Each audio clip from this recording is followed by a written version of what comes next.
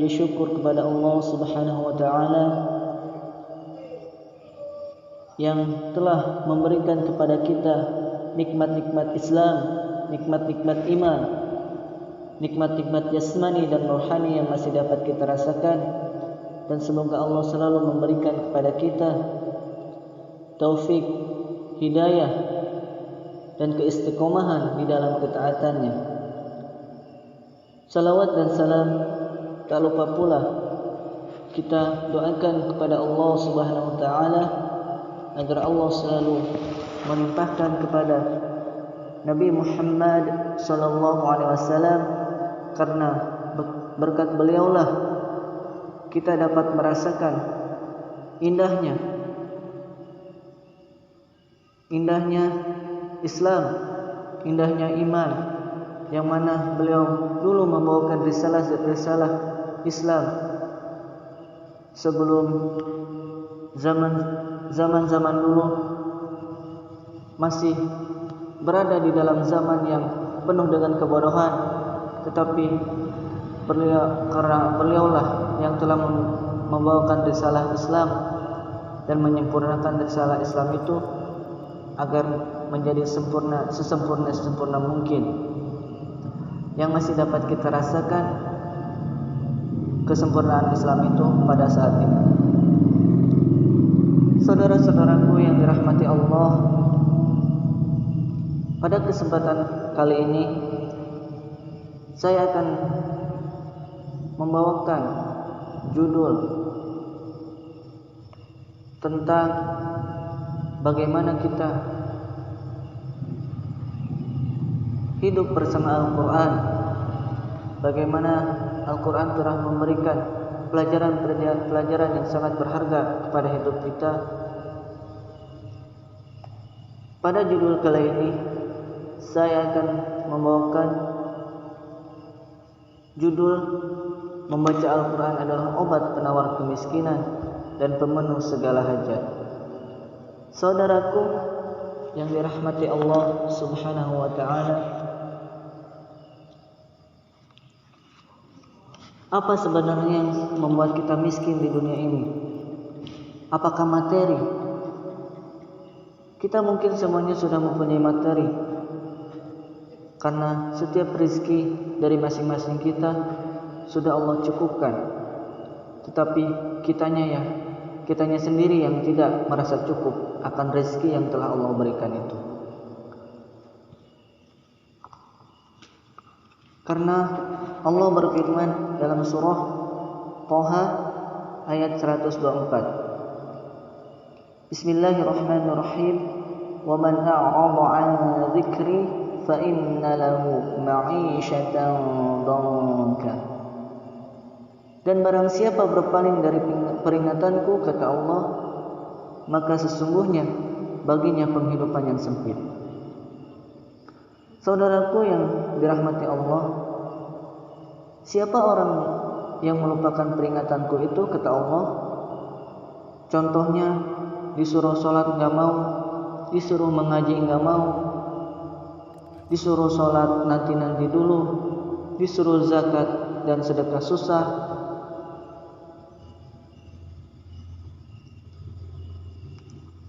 malah katanya gua aja susah, gua aja kurang.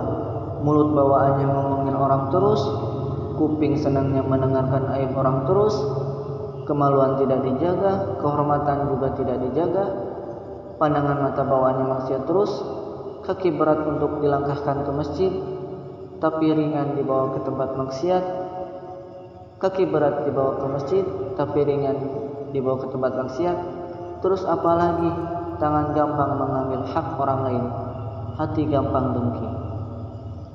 Maka apa yang terjadi, saudaraku?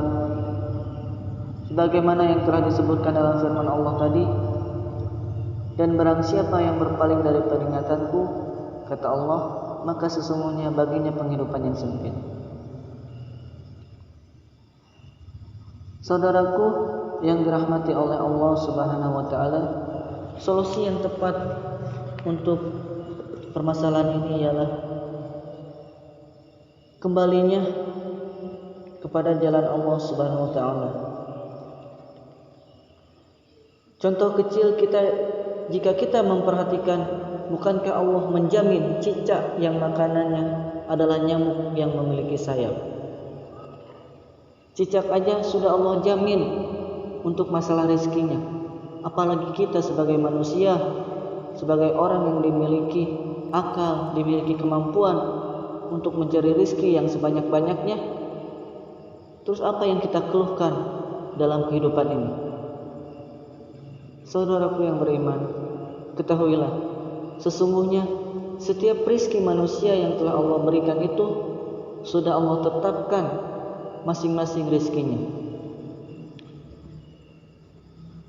Untuk si ini segini, untuk si ini segini, untuk si itu segitu. Kita nggak usah khawatir masalah rezeki itu. Yang penting tujuan kita ittaqullah wattaqullah, bertakwa kepada Allah. Insya Allah di situ akan memberikan jalan-jalan rezeki yang tidak disangka-sangka. Saudaraku yang beriman, sesungguhnya kemiskinan itu adalah sebuah keniscayaan. Ada orang kaya, ada pula orang miskin. Tapi semiskin-miskinnya seseorang, andai dia beriman, nggak akan kelihatan miskinnya, nggak akan kelihatan miskinnya. Dan sesusah-susahnya seseorang, sedangkan dia beriman, maka nggak akan ada tetangga yang tahu. Tidak ada tetangga yang tahu. Bahkan mungkin suaminya tidak tahu kalau dia sedang merasakan sesuatu. Dan si istrinya juga tidak tahu, apalagi saudaranya. Orang akan melihatnya sebagai orang yang cukup. Orang akan melihatnya sebagai orang yang senang. Alhamdulillah. Saudaraku yang dirahmati Allah, orang-orang kaya saja dan orang-orang yang sibuk kadang-kadang bingung melihat orang yang susah karena masih bisa main bulu tangkis jam 9 sampai jam 10 padahal dia masih rapat. Indonesia itu Masya Allah, secara kultur kita itu adalah negara yang happy apabila jika diisi dengan iman, diisi dengan Islam. Sekarang saya juga mau bicara tentang Al-Quran, bahwa Al-Quran itu adalah obat kemiskinan, obat dari segala obat, termasuk obat dari kemiskinan. Bahwasannya Allah menjelaskan dalam Al-Quran surah Al-A'raf ayat 96. A'udzu billahi minasyaitonir rajim. Bismillahirrahmanirrahim. Walau anna ahlal qura amanu wattaqaw lafatahna 'alaihim barakatin minas samai wal ardh walakin kadzabu fa akhadnahum bima kanu yaksibun. Shadaqallahul azim. Jikalau sekiranya penduduk negeri-negeri beriman dan bertakwa, pastilah kami akan melimpahkan kepada mereka berkah dari langit dan bumi. Tetapi mereka mendustakan ayat-ayat kami itu, maka kami siksa mereka disebabkan perbuatannya. Saudara-saudaraku yang beriman, ayat ini jelas sudah Allah turunkan untuk kita renungi, untuk kita tadabburi. Bahwasanya ayat ini sebagai peringatan kepada kita agar kita tidak mengeluh, untuk terus semangat mencari rezeki. Tetapi ingat, jikalau sekiranya penduduk negeri beriman dan bertakwa, pastilah kami akan melimpahkan kepadanya berkah dari langit dan bumi. Ingat, jikalau penduduk negeri-negeri ini beriman dan bertakwa kepada Allah, maka Allah tidak akan sulit untuk melimpahkan semua rizkinya yang ada di langit maupun yang di bumi. Tetapi apabila mereka mendustakan ayat-ayat kami itu, kata Allah, maka kami siksa mereka disebabkan perbuatannya. Jadi apabila kita ingin mendapatkan rezeki dari Allah, maka sebaiknya kita perbanyak memohon kepada Allah, perbanyak memohon ampunan kepada Allah, perbanyak beribadah kepada Allah, beribadah dalam arti kata melaksanakan perintah-perintah Allah dan meninggalkan larangan-larangan Allah, beribadah, salat kita, salat fardu kita, salat wajib kita, salat sunat kita, terus kita tingkatkan kepada Allah, membaca Al-Quran kita, terus kita tingkatkan kepada Allah, menghafal Al-Quran kita, terus kita tingkatkan kepada Allah, agar Allah tidak sulit untuk memberikan semua rizkinya yang ada di bumi maupun yang ada di langit. Dan bukan hanya itu, tetapi kita akan mendapatkan ketenangan jiwa, ketenangan hati, karena kita sudah dekat kepada Allah Subhanahu wa taala, karena kita sering membaca Al-Quran. Walaupun membaca kita terbata-bata, tetapi ingatlah, walaupun kita terbata-bata membaca Al-Quran, Allah akan memberikan kepada kita pahala, 2 pahala, karena kita telah berusaha membaca Al-Quran dengan sungguh-sungguh walaupun terbata-bata.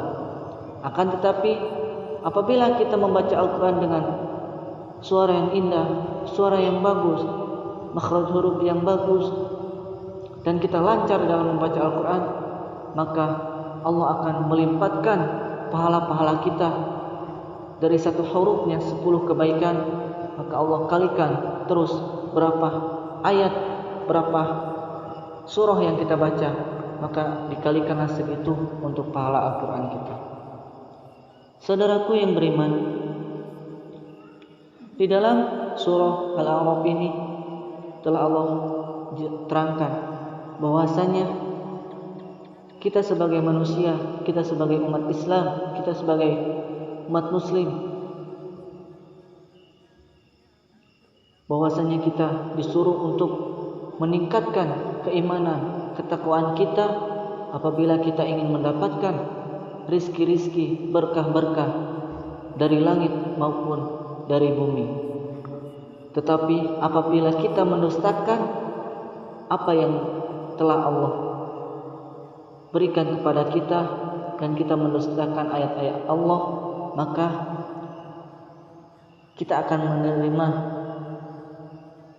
peringatan atau siksa dari apa yang telah kita perbuatnya. Saudaraku yang beriman,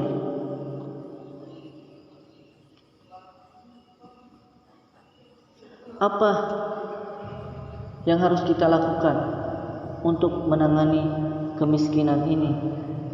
Yang pertama adalah obatnya Al-Quranul Karim. Saudaraku yang beriman, saya juga sekalian menginfokan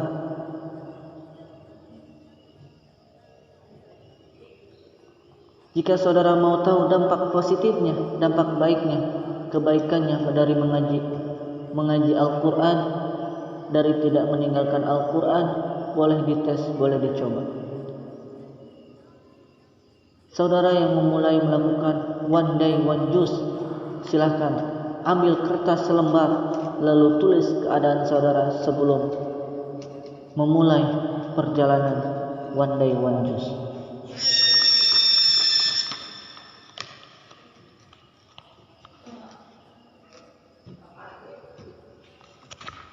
Karena Al-Quran adalah obat pertama, penawar pertama untuk menangani kemiskinan. Bukan hanya bekerja keras dari pagi sampai sore, bahkan sampai pagi lagi, hanya untuk mengumpulkan harta-harta benda, tetapi harta itu akan melalaikan kita. Maka yang harus pertama kita lakukan adalah silahkan kita untuk bekerja terus, tetapi ingat, apabila ada panggilan Allah pas di jam ini, maka kita berhenti dan laksanakan perintah Allah dalam wujud beribadah, salat, karena pada satu hari satu malam kita akan ada perintah Allah yang harus kita lakukan, ialah Salat fardu, salat wajib 5 waktu.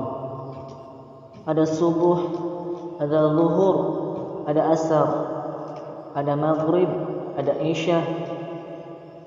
Salat-salat wajib ini yang harus kita lakukan. Jangan sampai kita melalaikan salat ini.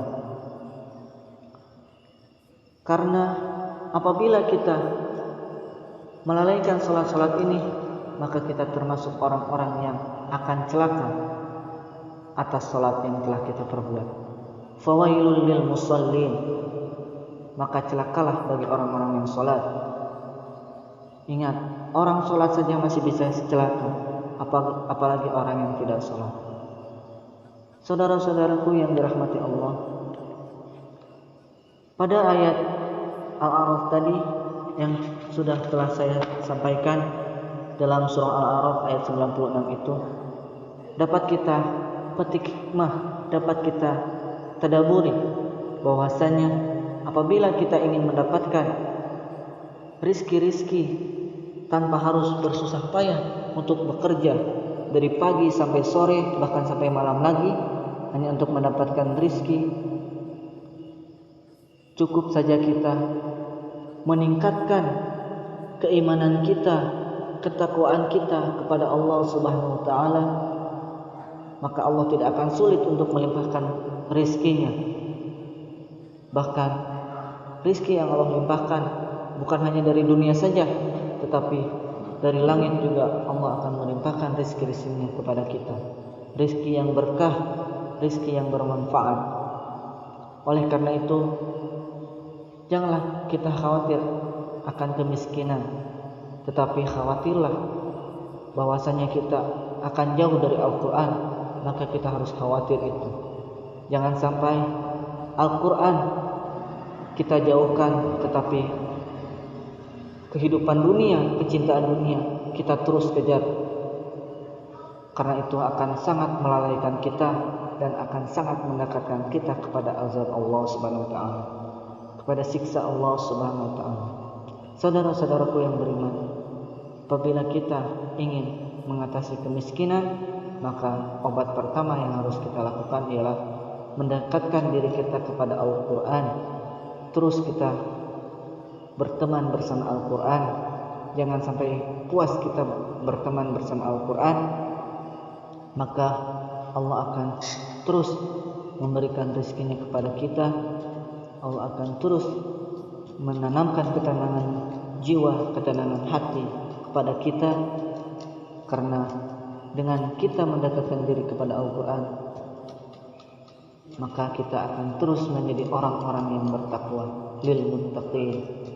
Saudara-saudaraku yang beriman, jadi kesimpulannya, jangan khawatir akan kemiskinan, tetapi teruslah bekerja, tetapi teruslah berusaha, berikhtiar di jalan Allah Subhanahu wa taala. Dan yang pertama, jangan pernah kita meninggalkan Al-Quran, jangan pernah kita meninggalkan salat, jangan pernah kita meninggalkan perintah-perintah Allah. Maka